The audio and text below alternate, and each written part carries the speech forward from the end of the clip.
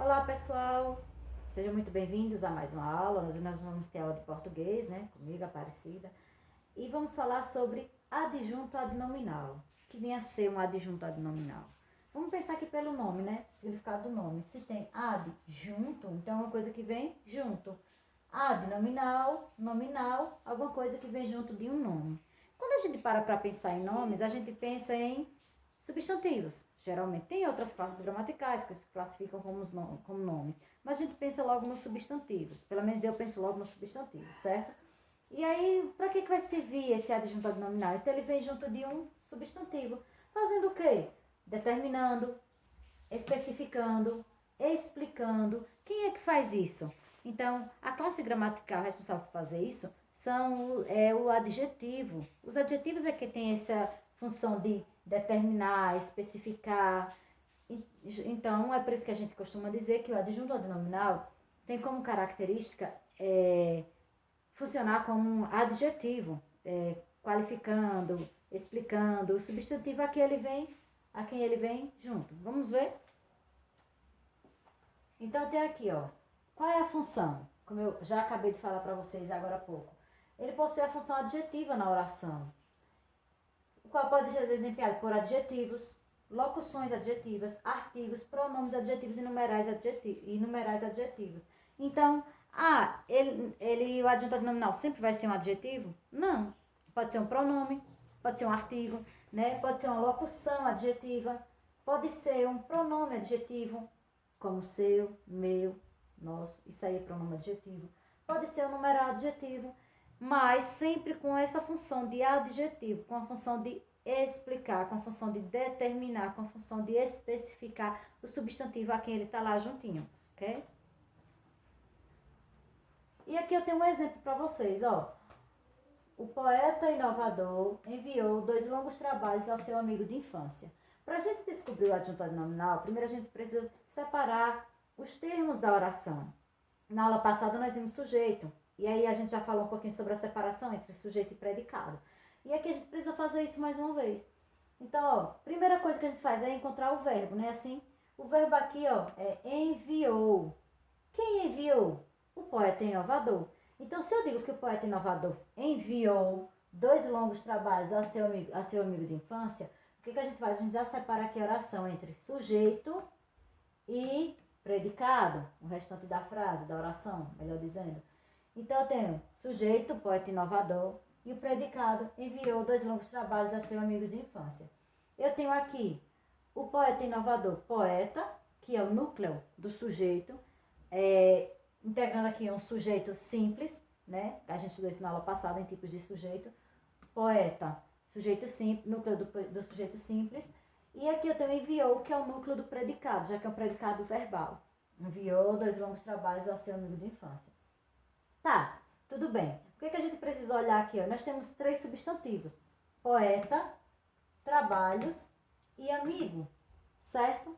Então, eles têm? Eles são núcleos. Núcleo do sujeito, né? Núcleo do objeto direto e núcleo do objeto indireto. Ok. Então, o que a gente precisa fazer aqui, ó? Ver que ao redor de cada um desses substantivos, nós temos os adjuntos adnominais. Eu não disse que vem junto do substantivo? Então, junto desse substantivo, eu tenho o quê? Eu tenho o, que é o artigo, o, e eu tenho inovador, o adjetivo. Então, o e inovador vão funcionar como adjuntos adnominais da palavra poeta. A mesma coisa aqui, ó. Junto de trabalho, eu tenho 2 longos, um numeral e um adjetivo, que configuram adjuntos adnominais de trabalho. E aqui, melhor dizendo, trabalhos. E aqui eu tenho, ó, ao seu e de infância. Eu tenho aqui, ó, uma locução, né, adjetiva de infância, que está caracterizando o amigo. Não é qualquer amigo, é o amigo de infância. Eu tenho aqui o adjetivo, né, possessivo. E aqui eu tenho ao, né, que é o artigo o. Configurando ao seu e de infância também adjuntos adnominais da palavra amigo. Então, olha lá o que está pertinho do substantivo. Essas palavras vão desempenhar a função de adjuntos adnominais. O que a gente precisa ter cuidado aqui nesse caso? É que, por vezes, as palavras podem ser adjuntos adnominais ou complemento nominal, certo? qual vai ser a diferença? Vamos ver daqui a pouquinho. Mas aqui vocês parem e pensem. Se eu tivesse aqui só, o poeta enviou trabalhos ao seu amigo. Entenderia? Entenderia, sim. Aqui, ó, de infância só está caracterizando. Longos só está caracterizando o trabalho. É trabalho longo, mas se ele não tivesse aí também entenderíamos. E inovador também está caracterizando o poeta. Então não é aquela coisa essencial. E aí onde está basicamente a diferença entre o adjunto adnominal e o complemento nominal. Vamos ver. Então qual é a distinção entre adjunto adnominal e complemento nominal? É comum a gente confundir, é normal, não se preocupem, na forma de locução adjetiva ou seu complemento nominal. Para evitar que isso ocorra, considere os seguintes.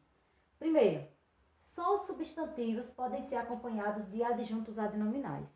Lembra que eu falei lá, ele está caracterizando o substantivo. Então, se ali não fosse substantivo, é óbvio que ali não seria adjunto adnominal, certo? Já os complementos nominais podem ligar-se a substantivos também, a adjetivos e a advérbios. Então, foi adjetivo e advérbio? Já sabe, ali já não é complemento nominal. Perceberam uma coisa? Vocês têm que saber as classes gramaticais, que já estudaram anteriormente, então vocês têm que estar por dentro delas. Tanto que disseram, tipos de sujeito a gente já estudou. Já, nós estamos revisando para poder entender os outros conteúdos que venham adiante, certo? Assim fica claro que o termo ligado por preposição a um adjetivo ou um advérbio só pode ser complemento nominal, que eu acabei de falar para vocês. Quando não houver preposição ligando os termos, será um adjunto adnominal. Viu lá? Se não tiver essa preposição, é um adjunto. Na B, o complemento nominal é equivale a um complemento verbal, ou seja, só se relaciona aos substantivos cujos significados transitam, portanto, seu valor é passivo. É necessário que ele esteja ali, mas com valor passivo, o valor de quem recebe. Lembra que eu falei lá, ó, se eu não tivesse esse longo, se eu não tivesse esse de infância, eu iria entender. Já no complemento nominal,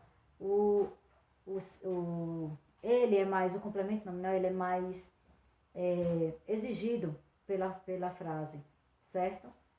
Senão fica sem entender. O adjunto adnominal tem sempre valor ativo. Observe os exemplos. Aqui eu tenho um exemplo, o primeiro exemplo, ó. Camila tem muito amor à mãe. Se eu dissesse Camila tem muito amor, a gente precisa saber a quem é. Amor a quem? É ou não é? Então, se eu não tivesse esse a mãe aqui, ficaria um pouco incompleto. Camila tem muito amor. A quem? Então, quando eu faço essa pergunta a quem, para poder entender, aqui se trata de um complemento nominal. E como é que você sabe que é complemento nominal? Porque amor é um nome, é um substantivo, certo? Então, esse aqui está complementando o sentido desse. A expressão a mãe classifica-se como complemento nominal, pois mãe é paciente de amar, é quem sofre, né, a ação de amar. Recebe, melhor dizendo, a ação de amar. E aqui no exemplo 2, Vera é um amor de mãe. Se eu dissesse só Vera é um amor, todo mundo entenderia, não é? Agora, de mãe, vem aqui para caracterizar. É o amor de mãe a quem eu estou querendo me referir. Entenderia, mas aqui ele especifica, ele exemplifica, ele deixa mais restrito, né? Assim que a gente pode dizer. A expressão de mãe classifica-se como adjunto adnominal, pois mãe é o agente. Agora não sofre, é quem age, né? É quem pratica a ação de amar.